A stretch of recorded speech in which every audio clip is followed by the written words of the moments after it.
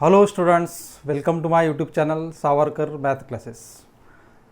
आज घेणार आहोत आपण derivative, basic video of derivative, differentiation chapter सुरू करणार आहोत. तर differentiation, what is differentiation, what is derivative हे आपण आता बघूया.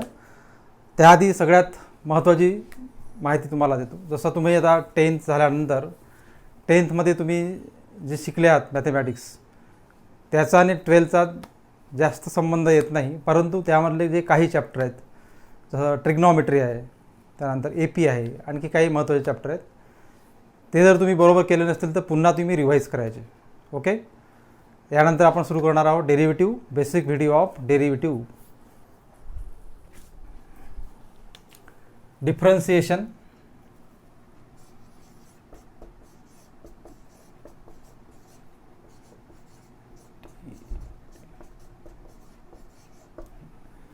व्हॉट इज डिफरन्सिएशन, कशाला म्हणतो डिफरन्सिएशन. समजा तुम्हाला अमरावतीवरून मुंबईला जायचं असेल, तर अमरावती मुंबई जे डिस्टन्स आहे समजा 700 किलोमीटर आहे, कदाचित 600 किलोमीटर असू शकेल. आपण 700 किलोमीटर पकडू. आणि समजा तुमची कार 700 किलोमीटर ही 10 तासामध्ये गेली. ओके. तर मग त्या कारचा जो स्पीड आहे तो किती राहील? 10 तासामध्ये 700 किलोमीटर म्हणजे जो स्पीड आहे तो किती राहील? Distance travel upon time interval, म्हणजेच काय, 700/10 म्हणजे 70 किलोमीटर पर आवर. 70 किलोमीटर पर आवरने तुमची गाडीचा स्पीड आहे, या स्पीडनं आपण आलो असं म्हटलं जाते. परंतु जेव्हा तुम्ही कारने जाता तेव्हा ती 70 किलोमीटर पर आवर प्रत्येक वेळी स्पीड राहतो का? नाही. कधी गाडी फास्ट जाते, कधी स्लो जाते. जे तो स्पीड आहे जो आहे तो कधी कधी काही वेळा च्या अंतराने चेंज होत राहतो. तर हा जो टाईम चेंज आहे किंवा हा जो स्पीड चेंज आहे, चेंजिंग ऑफ स्पीड, यालाच म्हणतात डिफरन्सिएशन म्हणजे डेरिव्हेटिव्ह. आता हे मॅथमॅटिक्समध्ये कसं, त्याचे डेफिनेशन काय होईल पहा.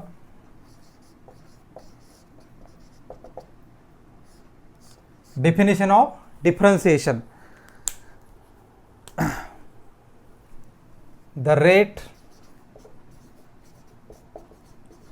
of change of function. जे फंक्शन राहते, जे तुमची फंक्शन आहे, ज्या या ठिकाणी कार चालवण्याचं फंक्शन आहे, पण हे फंक्शन वेगळं आहे मॅथमॅटिक्समधलं, ते तुम्हाला सांगतो मी. Rate of changing the function at a point with respect to variable. Rate of change of function at the point with respect to variable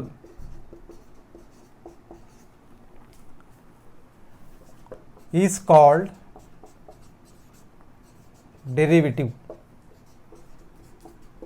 of a function. याला डेरिव्हेटिव्ह म्हणायचं. आणि डेरिव्हेटिव्ह फाइंड करण्याची जी प्रोसेस आहे त्याला म्हणायचं differentiation. Process of finding out derivative. Process of finding derivative is called differentiation. So this is the definition of differentiation. आता इथे काय म्हटलं, the rate of change of function, the rate of changing of function, असं इथं changing म्हणता येईल आपल्याला. Changing of function at the point with respect to variable is called derivative of function, and the process of finding derivative is called differentiation. आता function म्हणजे काय, derivative कसा काढायचा, डेरिव्हेटिव्ह काढताना काय कोणता सिम्बॉल दाखवायचा ते आपण पाहूया.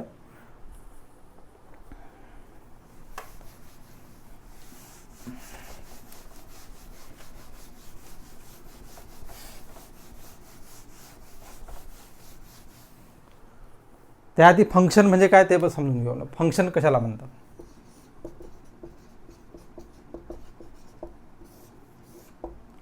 फंक्शन म्हणजे जे समजा आता एखाद्या जे कोणतं, फॉर एक्झाम्पल तुम्हाला एक्स दिलेला आहे आणि एक्समध्ये तुम्हाला असं करायला स्क्वेअर ऑफ एक्स म्हणजे एक्सचा स्क्वेअर करा. म्हणजे आपण या ठिकाणी मॅथमॅटिकल जी प्रोसेस आहे ती इनपुट करत आहोत, कशाची, स्क्वेअरिंगची. आणि जे आपल्याला आउटपुट मिळेल तो रिझल्ट, म्हणजेच काय, एक्स स्क्वेअर केला आपण, तर मग एक्स स्क्वेअर हे झालं त्याचं आन्सर. तर हे झालं एक प्रकारचं फंक्शन. आणखी एक दुसरं तुम्हाला उदाहरण सांगता येईल. समजा कोणताही प्रोडक्ट तयार करताना तुम्ही एखादा कोणता प्रोडक्ट तयार करायचा आहे, तर त्यामध्ये तुम्ही मटेरियल टाकता. तर मटेरियल टाकल्यानंतर जे तयार होते ते प्रोडक्ट, म्हणजे जे तुम्ही टाकाल त्याला म्हणतात इनपुट, आणि जे तुम्हाला मिळेल ते मिळेल तुम्हाला आउटपुट. तर हे जे मधला जो पार्ट आहे याला म्हणतात फंक्शन. ओके. तर आता मॅथमॅटिक्समध्ये जे फंक्शन्स आहेत ते कोणते आहेत आणि आपल्याला डेरिव्हेटिव्हमध्ये कोणते फंक्शन घ्यायचे आहेत ते आपण पाहणार आहोत.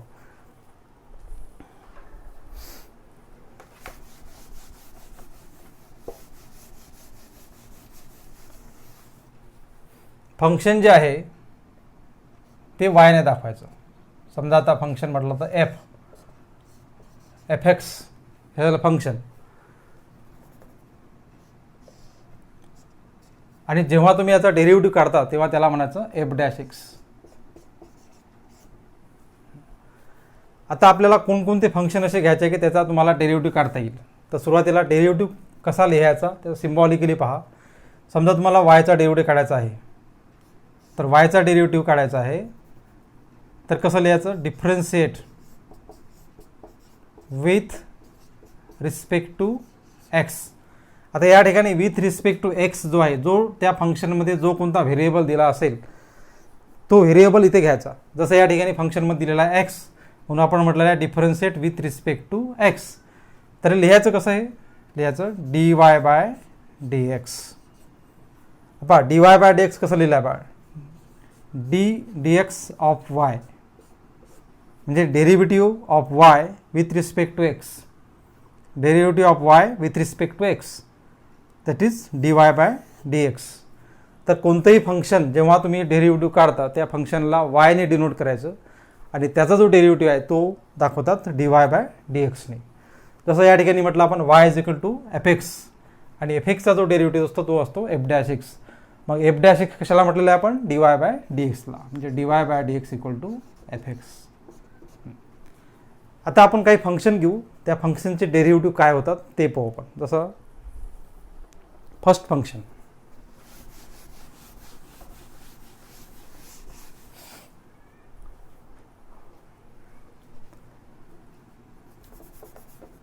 त्याला म्हणायचं, याला हेडिंग जे राहील ते असं राहील derivative of some standard function. याला स्टँडर्ड फंक्शन म्हणतात.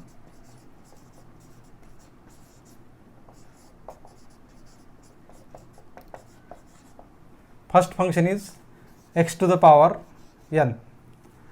एक्स टू द पॉवर एनचा जो डेरिव्हेटिव्ह आहे तो कसा काढायचा, तर तो काढायचा n x n minus one. म्हणजे समजा तुम्हाला दिलेला आहे एक्स टू द पॉवर 4 आणि या फंक्शनचा तुम्हाला डेरिव्हेटिव्ह काढायचा आहे. तर मग काय करायचं, सुरुवातीला y equal to x to the power 4, त्यानंतर तुम्हाला काढायचं आहे डेरिव्हेटिव्ह. मग लिहायचं इथे differentiate with respect to x. मग वायचा डेरिव्हेटिव्ह काय होईल, d y by d x. आणि आता एक्स टू द पॉवर 4चा तुम्हाला डेरिव्हेटिव्ह काढायचा आहे, तर जो फॉर्म्युला दिला आपला x to the power n तो कसा आहे, n x n minus one. म्हणजे एन एक्स म्हणजे हा झाला एन म्हणजेच 4 एक्स एन मायनस वन म्हणजे काय 4 मायनस वन म्हणजेच 4 एक्स क्यूब. हा झाला त्याचा डेरिव्हेटिव्ह. तर एक्स टू द पॉवर 4चा जो आपण डेरिव्हेटिव्ह काढला ती प्रोसेस तुम्हाला लक्षात आली असेल. सुरुवातीला वाय, त्यानंतर differentiate with respect to x, that is d y by d x equal to 4x 4 minus one that is 4x cube. आता प्रत्येक वेळेस 4 मायनस वन लिहिण्याची गरज नाही आहे, तुम्हाला डायरेक्टच लिहायचं. हे तुम्हाला समजून सांगण्यासाठी इथे लिहिलेलं आहे. तर मग एक्स टू द पॉवर 4चा डेरिव्हेटिव्ह काय आला, 4x क्यूब. ओके, हे झालं फर्स्ट फंक्शन. तर यानंतर सेकंड फंक्शन घेऊ आपण.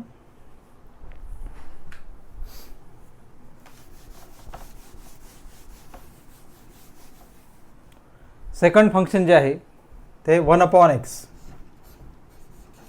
1/xचा जो डेरिव्हेटिव्ह आहे तो असा आहे -1/x स्क्वेअर.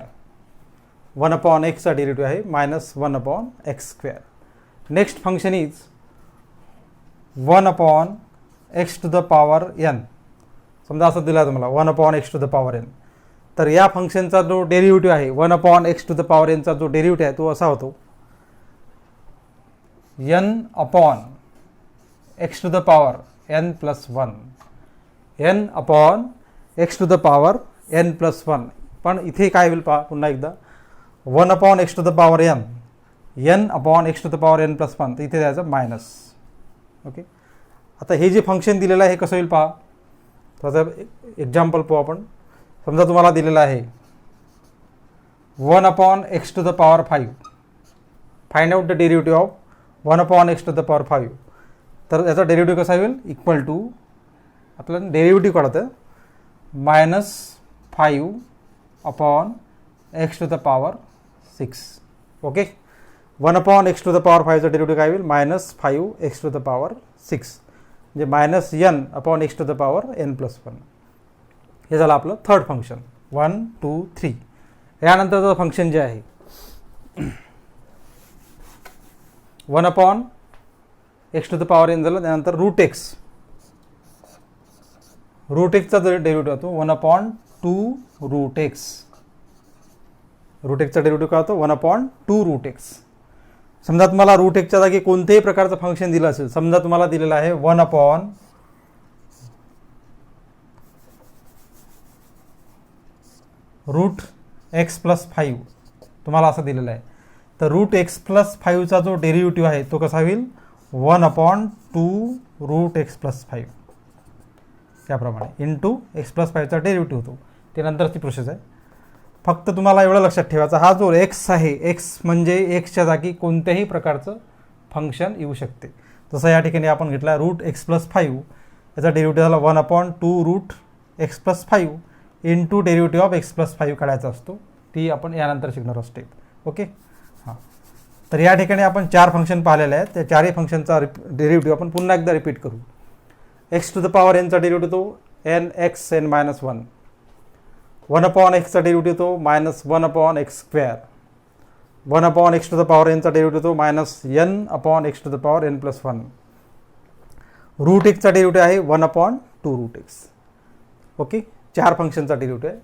तर हे तुम्ही लिहून घ्या तुमच्या नोटबुकमध्ये किंवा स्क्रीनशॉट घ्या. नोटबुक आणि पेन जवळ ठेवायचं, पूर्ण लिहून घ्यायचं आणि पूर्ण लर्न करायचं, परफेक्ट लर्न करायचं. ओके, यानंतरचं जे फंक्शन आहे ते घेणार आपण ट्रिग्नॉमेट्रिक फंक्शनचं derivative.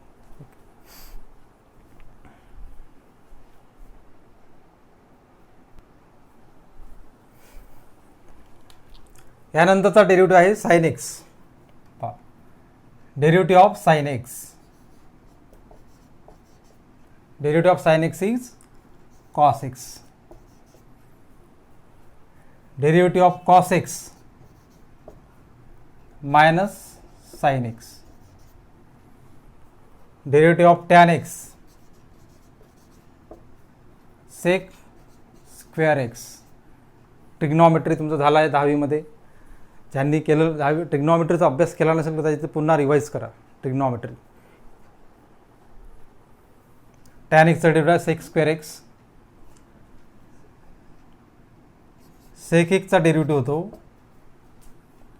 Sec x tan x.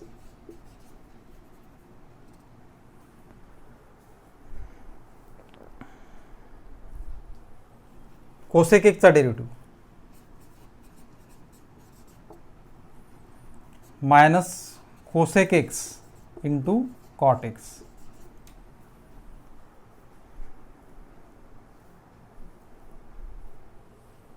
Sine एक्सचा डेरिव्हेटिव्ह कॉस एक्स. कॉस एक्सचा derivative minus sine x. Tan एक्सचा derivative sec square x. Sec एक्सचा derivative sec x tan x. Cosec एक्सचा derivative minus cosec x cot x. And cot एक्सचा derivative आहे minus cosec square x. तर हे झालं derivative of trigonometric function. हे तुम्हाला जसं तसं लर्न करायचं आहे, पूर्ण लर्न करा. हे लर्न झाल्याशिवाय आपल्याला डेरिव्हेटिव्ह चॅप्टर पाहताच येणार नाही.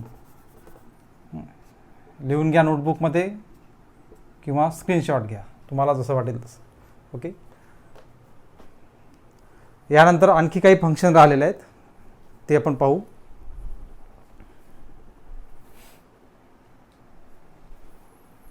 पहा ट्रिग्नॉमेट्रिक फंक्शन नंतर शेवटचे 5 राहिले, पहा 4 फंक्शन राहिलेले आहे. Derivative of e to the power x is e to the power x. e to the power x जर असेल डेरिव्हेटिव्हमध्ये तर त्याचा जो डेरिव्हेटिव्ह आहे तो चेंज होत नाही. e टू द पॉवर एक्सचा डेरिव्हेटिव्ह तो e to the power x. A to the power x log a. Log एक्सचा डेरिव्हेटिव्ह आहे 1/x. लॉग बेस ए एक्सचा डेरिव्हेटिव्ह आहे 1/x लॉग ए. ओके, या ठिकाणी मी दिलेलं आहे, मायनसने समजा त्याला. ठीक आहे, हे पण लिहून घ्या तुमच्या नोटबुकमध्ये. आणि सगळ्यात लास्ट राहिलेला एक तो सुरुवातीला घ्यायला पाहिजे होता, तो म्हणजे कोणता? Derivative of constant. कोणत्याही प्रकारचा जो कॉन्स्टंट असतो, डेरिव्हेटिव्ह ऑफ कॉन्स्टंट, त्याचा डेरिव्हेटिव्ह तो 0. कॉन्स्टंट म्हणजे कोणत्याही प्रकारचा नंबर 1 2 3 4 5 6 जे की नंबर असतील ते नंबर जर आले असेल तर त्या नंबरचा जो डेरिव्हेटिव्ह आहे तो कॉन्स्टंट त्याला म्हणतो आपण, त्याचा डेरिव्हेटिव्ह होतो 0. कधी कधी समजा तुम्हाला दिला असेल x प्लस ए, तर या ठिकाणी जो डेरिव्हेटिव्ह जो आहे जो व्हेरिएबल आहे तो x आहे. डेरिव्हेटिव्ह ऑफ समजा तुम्हाला असं दिलेलं आहे y is equal to x plus a dy by x equal to derivative of y with respect to x म्हटलं आहे आपण. मग विथ रिस्पेक्ट टू x म्हटल्यानंतर हा जो नंबर आहे, हा जो ए आलेला आहे, हा आहे कॉन्स्टंट. तर या एचा जो डेरिव्हेटिव्ह आहे तो काय होईल? 0 होईल. एक्सचा जो डेरिव्हेटिव्ह तो 1 होतो. Derivative of x is 1. पुन्हा लिहून घ्या, डेरिव्हेटिव्ह ऑफ एक्स इज 1. एक्सचा डेरिव्हेटिव्ह 1 होईल आणि एचा डेरिव्हेटिव्ह 0 होईल. म्हणजे तुम्हाला सांगण्याचा उद्देश हा आहे की कॉन्स्टंट म्हणजे फक्त नंबरच नाही, तर व्हेरिएबल सोडून कोणत्या प्रकारचं लेटर आलं तर ते काय असते? कॉन्स्टंट असते. म्हणजे त्या कॉन्स्टंटचा डेरिव्हेटिव्ह तो 0. म्हणजेच तुम्हाला काय मिळेल तर dy by dx equal to 1. Okay, तर हे झाले derivative of function, derivative of some standard function. हे सगळे derivative of this standard function तुम्हाला लर्न करायचे आहेत. आणि पुढच्या टॉपिकमध्ये आपण घेणार आहोत रूल्स ऑफ डिफरन्सिएशन. डिफरन्सिएशनचे रूल्स कोणते आहेत? जसं डेरिव्हेटिव्ह करताना मग ॲडिशन जर असेल तर ॲडिशनमध्ये डेरिव्हेटिव्ह कसं करायचं, मायनसमध्ये कसं करायचं, multiplication, division, addition, subtraction, multiplication, division जर असेल फंक्शनमध्ये तर डेरिव्हेटिव्ह कसे करायचे हे आपण घेणार आहोत पुढच्या टॉपिकमध्ये. ओके, रूल्स ऑफ डिफरन्सिएशन त्याला म्हणता येईल. ओके, तर तुम्हाला काय करायचं आहे, हे जे पूर्ण डेरिव्हेटिव्ह आज तुम्हाला लिहून दिलेले आहे, डेरिव्हेटिव्ह ऑफ स्टँडर्ड फंक्शन सगळे तुम्हाला लर्न करायचे आहे. परफेक्ट लर्न करा, कारण याचं काम तुम्हाला पुष्कळ आहे बरोबर. आणि जर हे लर्न झाले नसतील तर तुम्हाला कोणत्याच प्रकारचे प्रॉब्लेम सॉल्व्ह करता येणार नाही. ओके, तर आपण पुढल्या व्हिडिओमध्ये भेटूया rules of differentiation. Okay, bye.